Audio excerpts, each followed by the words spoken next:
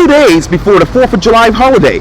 In this edition of Quintin's Close-Ups, I talk one-on-one with Live 5 News Chief Meteorologist Bill Walsh one-on-one. And if you haven't already, subscribe to my YouTube channel and like Quintin's Close-Ups on Facebook. Chief Meteorologist Bill Walsh, welcome back to Quintin's Close-Ups. Hi, my friend. How are you, Quintin? I'm doing just great here. I know you're in the storm center right here, and I'm looking over the sky right now, and it looks like there's a storm brewing here in downtown Charleston. Yeah, there's seems to be pop-up storms every day this time of the year, Quintin. Boy, it's hot and muggy, too. Yes, sir. What's the current temperature right now? Right now, we're about 92, it looks like. So it's pretty hot out there. The heat index about 98 to 100. So depending on where you are, but yeah, it's pretty hot. Yes, indeed. And I want to go back. You talk about hot because I want to take a look at June, because from my understanding, June 29th, I believe it was like 96 degrees, probably one of the hottest days in June. Yeah, and we started off June actually on the cool side. We had very few 90+ degrees days in June that we normally would have, and we ended up on the very hot side. So if you remember, even back in late May, we had some pretty cool days into early June. We had a bit of a cool snap, but we made it up at the end of the month. Exactly right. And you talk about those cool days. June 16th, I remember that was the week, obviously, that we commemorated the victims of the Mother Emanuel tragedy. But it was really cool that week because I remember running over the Ravenel Bridge with a blazer, well, not a blazer, but a jacket on. And it was probably the record. It was a record, right? We had a couple of record cool. It's kind of like record cool high temperatures. In other words, not the coolest.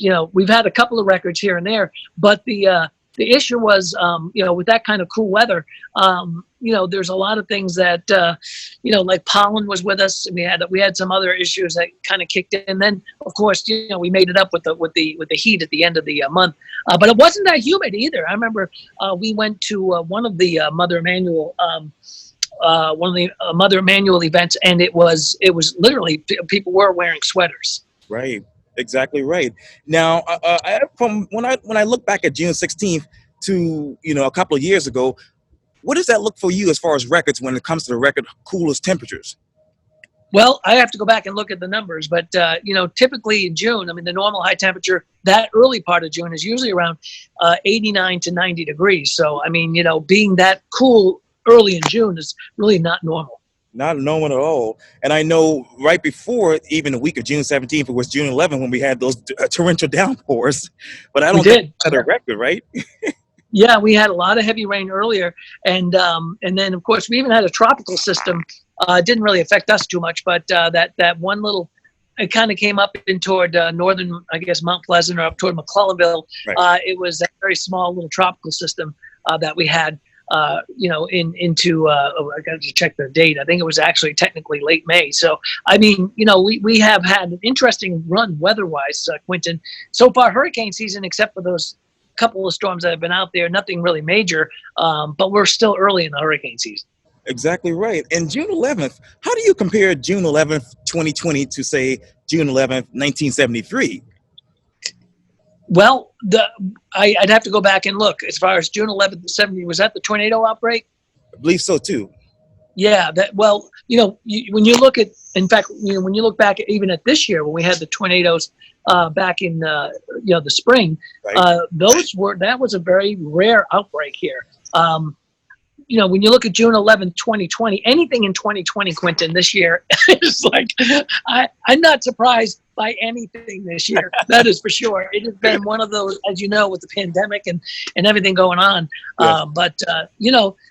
It's not out of the question, though, to have, tornadoes that especially this time of the year, early June, like you said, on the 11th, back in the 70s, they had a couple of runs with tornadoes here in the Low Country.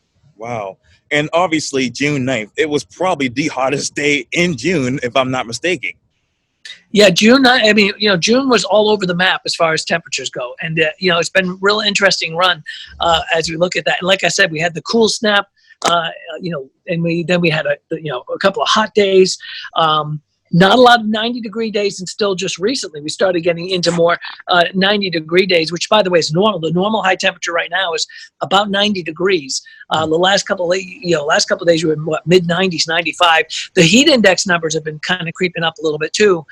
We had a couple of heat advisories here in late June. Now that we're into July, the heat index, the heat advisory criteria gets bumped up from 105 to 110. So you won't see, unless it's, we get into that advisory criteria, you won't probably see them until we get up there to that 110 heat index number. And obviously, when you talk about a heat advisory, there are tips. What tips do you have? Definitely want to stay cool, and you want to try to avoid outdoor work during the hottest part of the day, 2, 3, 4 o'clock in the afternoon. Also, stay hydrated. You've got to drink electrolytes, like not just water. Water is very important, but also you want to drink things like Gatorade. Stay hydrated. If you're working outside, use sunscreen. Use a head covering as well, like a hat or something like that. Avoid the direct sunshine, and check on the elderly. Make sure everybody's kept cool. We've worked a number of years. I can't tell you how many years with our great friend Wendell Gilliard and Project Cool Breeze to help people that don't have air conditioning, or the air conditioning is broken or something like that. So we want to check on those folks that might not have the access to the air conditioning. And definitely, during this time of the year, you want to avoid that hottest part of the day, and just be careful and be safe out there. Exactly right. So 4th of July is coming up. If I want to go run across the bridge at 10 a.m. on Saturday, how will that be? You are a runner, Quintin, Washington. I know that. What is your mile? What do you do a mile in? About 1 minute? Like a 1 minute mile? That's exactly right, around that range. Yeah, I bet you are. If you're going to run the bridge or do that, that's a 3-mile trek, I believe. It's going to be, do it early in the day. It's going to be hot into 4th of July. We're talking about 90, 91 degrees, I think is what we're forecasting now. And maybe a pop-up storm. There's a little less chance of rain for Friday and Saturday on the 4th weekend, maybe a little better chance on Sunday.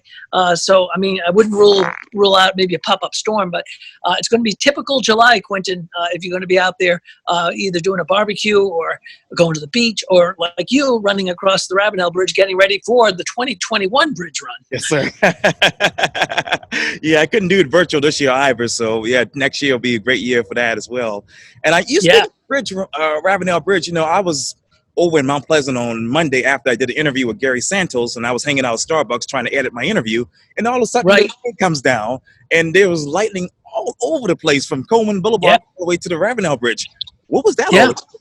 That was a lot of times this time of the year, you get a couple of things. You get sea breeze, cool air comes in off the ocean, converges back inland, and creates pretty much like a boundary, and that creates the lift and the thunderstorms. Then we have upper level energy that comes through. When that happens, there's a lot of mixing, and there's, with moisture and the heating of the day, creates a lot of lift in the atmosphere, a lot of instability. And that, again, pops some of those big storms you just talked about.